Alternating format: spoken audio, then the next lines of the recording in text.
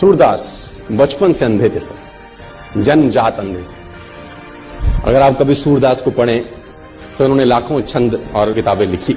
आपको जान के हैरानी हो जाएगी कि जन्मजात अंधे थे, दिखता नहीं था बचपन, तो घर वालों ने निकाल दिया था। घर वालों ने निकाल दिया, एक पीपल के पेड़ के नीचे रहने लगे और भगवान कृष्ण में भक्ति थी तो गाना वाना गाते थे, उनके भजन वजन गाते थे। तो मथुरा आगरा हाईवे के ऊपर मंदिर है बहुत सारे, अगर आप कभी गए हो तो, है ना। Have you ever been to those temples? Mathura Agra highway है ना, वहां कृष्ण जी के बहुत सारे मंदिर हैं। वहां पर गुलाब के फूलों की माला मिलती है, जहां आपने देखे होंगे, है ना। Have you ever been? आप में से कोई गया है ना, गए हैं ना आप लोग? तो वो पीपल के पेड़ के नीचे बैठे रहते थे और वहां भजन गाते थे। तो किसी गुरु ने उनको बोला कि तू मंदिर जा, वहां गा। तो उसने बोला ठीक है, तो चला जाता था मंदिर में, भगवान कृष्ण के भजन गाता था, मस्त गाता था, ना दिखता था ना भगवान को कभी देखा था, लेकिन कल्पना के अंदर। और इतिहासकार ये बोलते हैं कि 1500वीं शताब्दी में इनका जन्म हुआ, 1535 के आसपास, if I am not wrong. आज से 500-600 वर्ष पहले ये इस धरती पे आए, मथुरा में रहे और भगवान के भजन गाते थे। और इतिहासकार ये कहते हैं कि इनको भगवान के दर्शन होते थे। भगवान कृष्ण जब ये भजन गाते थे, इनका भजन सुनने के लिए आते थे। कितना सच है कितना झूठ मुझे नहीं पता, लेकिन आई बिलीव, मैं किसी चीज को नकारता नहीं हूं। जो बात है कहीं ना कहीं हुई होगी शायद। और एक घटना ऐसी हुई इनके जीवन के अंदर कि जिसमें उथल पुथल मचा दी बहुत लोगों के जीवन के अंदर, कि जब ये मंदिर में जाते थे तो मंदिर में इनको नजर नहीं आता था। तो जब वो भगवान का श्रृंगार होता है हर सुबेरे, तो ये पंडित को, जो वहां का पुरोहित था, उसको बोलते थे कि ये पीले रंग के कपड़े अच्छे नहीं लग रहे भगवान को। तो pandit was shocked, how it is possible for a blind man to see. उसने बोला ये पीला रंग अच्छा नहीं है।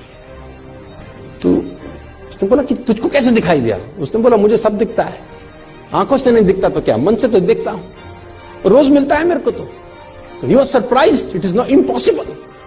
तो अगले दिन फिर श्रृंगार होता था, बोलता हाँ, ये हरे रंग का कपड़ा क्या जचता है भगवान। तो ये लोग पागल हो गए।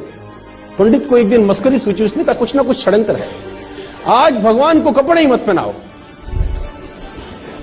पत्तों से ढक दो बस, खाली है पत्तों से ढक दो। तो जब पत्तों से ढक के श्रृंगार हुआ और पर्दे हटाए, तो सूरदास वहां गा रहे थे और गाते गाते बोले भगवान भी गरीब हो गए, आज पत्तों में आए हैं।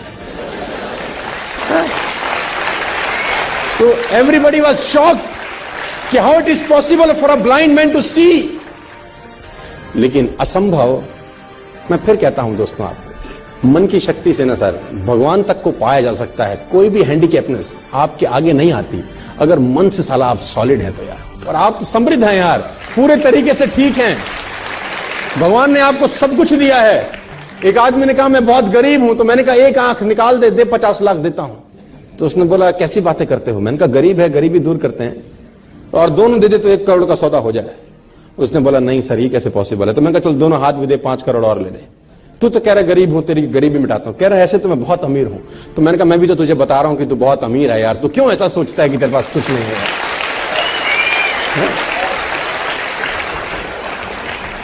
और भगवान ने सूरदास को दर्शन किए। आप सूरदास के बारे में पढ़ें, छंद पढ़ें तो आपके रोंगटे खड़े हो जाएंगे। कुएं में नहाते नहाते गिर गए, कहते हैं एक दफा। जब कुएं में नहाते हुए गिरे, अंधे थे, नजर नहीं आता था, तो पानी में गिर गए। तो भगवान को हाथ जोड़े कि निकालो प्रभु। तो कहते हैं कि भगवान छोटे से रूप लेके उनको बाहर निकालने आए। और जब बाहर निकाला तो इनके जीवन की अद्भुत घटना है। तो हाथ पकड़ा हुआ था भगवान, तो उन्होंने जैसे ही वो हाथ का स्पर्श किया, इनको समझ में आ गया कि आज आदमी आ गया है। जो अब तक सिर्फ ख्वाब में दिखता था वो आज आ गया। तो उसने कस के पकड़ लिया, वो समझ में आ गया कि आज हाथ मौका लगा है, आज मत छोड़। तो कहते हैं भगवान ने झटके से हाथ छुड़ा दिया।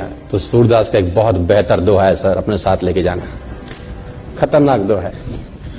हाथ छुड़ाए जात हो निर्मल जान के मोहे, हृदय से जब जाओ तब सबल जानूंगा तोहे।